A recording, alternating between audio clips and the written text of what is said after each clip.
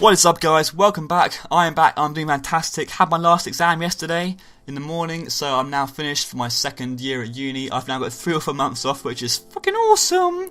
Meant to go out last night with my mates to celebrate, but I fell asleep face down on my desk from about 6 in the evening to 1 in the morning. Woke up and was like, shit, because I literally was then too awake to go back to sleep. I missed out on everything, so I had to watch a film. I watched, what was it, The Girl Next Door, I think? Yes, that's what it's called. And it's got that blonde girl, Alicia thingy. She's quite hot. It's worth a watch. Watched that, went to bed, got up in the morning. Went rowing today. Got sunburnt because it's sunny and I get sunburnt easily. That's good. And I came back and I thought I'd do commentary for you guys because it's been a while. I've now got time to do that sort of thing. I thought, I could try and get some good gameplays out. The commentaries. This gameplay isn't a good gameplay particularly. It's just one I got today when I was casually playing. It is a casual gameplay, there's nothing massively fancy in it. I think I got quite a good score at the end, and they get kind of fucked up, but yeah, I thought it'd be fun for you to watch. I will get some good gameplays, I will put some good ones on. They get 120 to 4 the other day, but Black Ops being, fuck you, Treyarch, Black Ops, didn't save it in the theatre, so I have no, video proof or anything of that, which is annoying.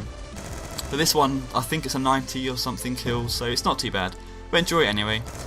Oh, I thought I'd do a new series, for this commentary I'll do like a weekly or fortnightly series and it'll be a topic, we'll discuss it, have a chat. I thought I could do exams in this one because I've just had exams and I'm sure some of you guys have just finished yours or still have some going. If you have some going still, then good luck, I'm sure you'll do well, better than I've done. So getting into it, I'm incredibly lazy, so getting something for doing nothing or putting nothing towards it, if that's what I'm trying to say, it appeals to me greatly. So I pretty much coasted through my whole education. GCSEs, I did literally no work and I came out with 5 A stars, 4 A's, whatever how many B's that leaves, and then a D in history, but history, who gives a shit? Never going to use that anyway. So yeah, I did a double award in applied ICT actually, which was outside of school. My dad was an ICT teacher, so he taught me that outside of school and I got 2 of my stars from that. I originally did it was not the ICT that you do at school where it's Microsoft Excel and you put numbers in and then you have to learn a formula that adds them all up and that kind of useless, pointless rubbish. It was actually coding. I made a database in MySQL with PHP where you submitted items. There's RuneScape item. You submitted your item names with their what's it called, like price, hit points, high alchemy costs, whatever the other things were. And you could search all the items you submitted and find the things. I was really proud of that, but when I went to submit it, they actually wanted a Microsoft Access style database, so I had to redo the whole thing, kind of dumb it down, make it really, really shit, submit that. But I still got 98%, or 97, 98, something like that. So it was still fine, it was just annoying because I was proud of my first one, but that's my GCSEs, that sums up my GCSEs. So after that, it was my A-levels. So I picked chemistry, maths and mechanics, physics, and English literature, and started those, and coasted through those, did no work. And I got 4 U's.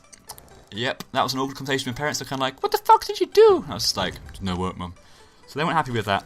I should have known it was going to happen because at the start of the year, you have tests every couple of weeks at school in like maths. Had a maths test and the teacher, when he gave us results, was like, we have 3 A-star students in this room, one of them got a U. And I was sitting there going, shit, because I thought that would be me, and it was me. That should have kind of made me think maybe we didn't do some work, but it didn't. Well, I still didn't do any work, and I got 4 U's.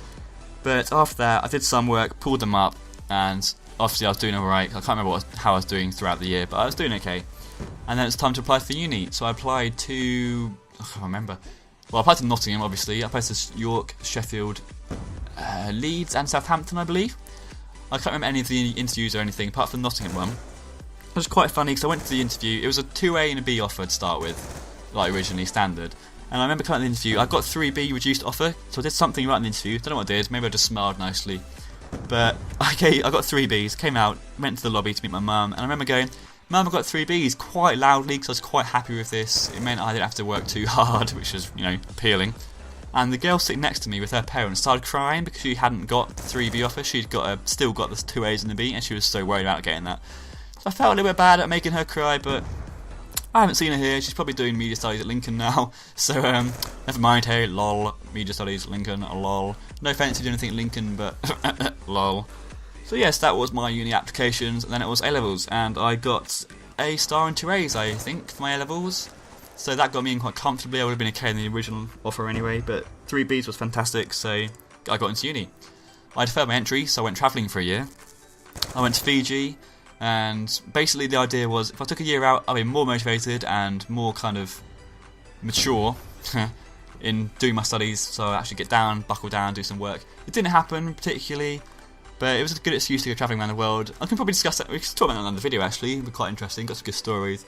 But, so yeah, I went to uni. Freshers week was kind of shit. They always say it's bigged up and hyped up, but you spend most of Fresh Week trying to make your friends that you have for the next couple of years. So in that sense, it's beneficial, but you don't enjoy many of the nights because you spend the whole time trying to going, hey, my name's Matt, nice to meet you, what are you doing, where are you from, etc, etc, over and over and over and over again. It's very repetitive. Freshers Week this year was much better. You had your friendship groups, you could all dress up like idiots and go out. That was great fun. But first year, I didn't realise how much the workload would actually be. I kind of didn't do much work for the first half, and then the lab reports and the coursework started mounting up, and I was like, shit, had to start getting work done properly. But I came out first year with a 74% average, which is good apparently. It doesn't seem like a lot compared to your GCSEs. A-levels where 90 is like a good mark. 74 though is a first class degree score. Happy with that. So, but I got 38% in one module. And this would not be an issue normally, because first year you only need 40% overall to pass. It doesn't count towards your degree.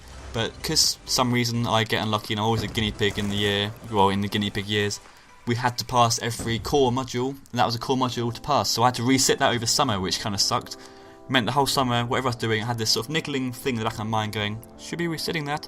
So it kind of ruined summer a little bit. I didn't want to be resitting, but I was resitting, so I had to resit. I passed it, obviously, came to second year, which is what I just finished, and that's when shit hit the fan. I didn't do any work this year really at all, and I've had some of the worst exams I've ever had, possibly the worst exams I've ever had in my whole life this year, the last week and a half, 2 weeks or so, because I didn't do any work at all. So I'm definitely going to have resits this year, possibly more than one, maybe 2, maybe even 3, I don't know, we'll find out on results day in a couple of weeks.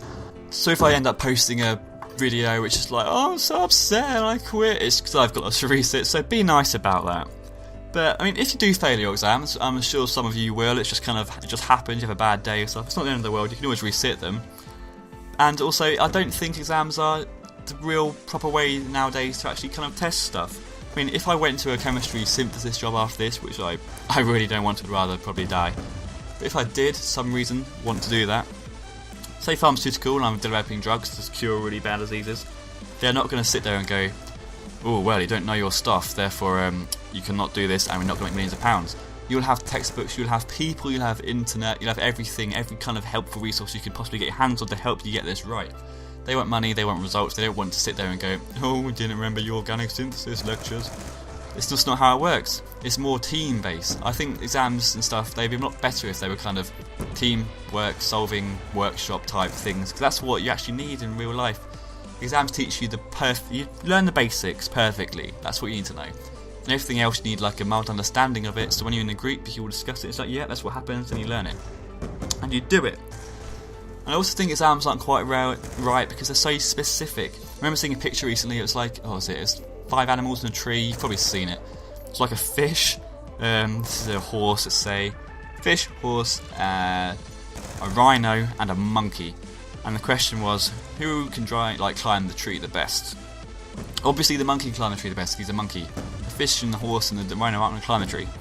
So the monkey would win, the others would be like, class is idiots, whatever. They wouldn't get into their jobs, they didn't get their climbing a tree qualification. However, if you tested it on the fish, who can swim the best, that fish would obviously win. I think it's how exams are now, they only test one type of person, they test a person who can regurgitate information, just spit it back out. You could understand every equation, everything really well, but if you can't remember how to write it down, or just not good at putting it down on paper, you're going to fail even though you've got the perfect knowledge, so I think it's not right. And also, I'm not sure that uni is the best way because there's so many cheaper options now. I got lucky with mine, I got into the £3,000 a year tuition fees, which is still a lot compared to a lot of countries, but the year after me, it got tripled. The Lib Dems, going into the government were like, oh yeah, we'll reduce your student fees, and then they were like, fuck you, we're in now, let's triple them to £9,000 a year. So everybody else has now got £9,000 a year. If I was doing that master's degree, £9,000 a year, it's £36,000 debt when I leave. And the way jobs are nowadays, you don't necessarily get a job straight away, you probably won't get a job straight away, you probably have to work in like McDonald's or Sainsbury's or Tesco's for 4 or 5 years afterwards, just before you can get a job to keep you ticking over. And you're going to be earning, £12,000 a year doing that, £14,000 a year. earning that much money and owing £36,000 at least back to student finance or whatever, you only get 1 year. You get 5 years student interest free, so that's 1 year after your master's degree, and then it starts racking up. So you're going to pay interest on top of that, and only earning that much money. It's going to take you forever to pay it back, which is obviously rather off-putting to everybody. But yeah, that's my story, my exams. That's kind of what happened. I hope you kind of enjoyed it. The game's coming to an end now. I just realised I didn't kind of think I'd be talking for that long. This has been kind of a live commentary. I've just done one take of it, so it might have been a little bit random in places, but I'll get better at it. Leave me some comments, that'd be great. Obviously here I'll take a stupid end of game death, because that's what you do. Look, woo, that was retarded. Yeah, please leave a like, share, favourite, comment, whatever. Take care guys, I'll see you in the next video. Laters!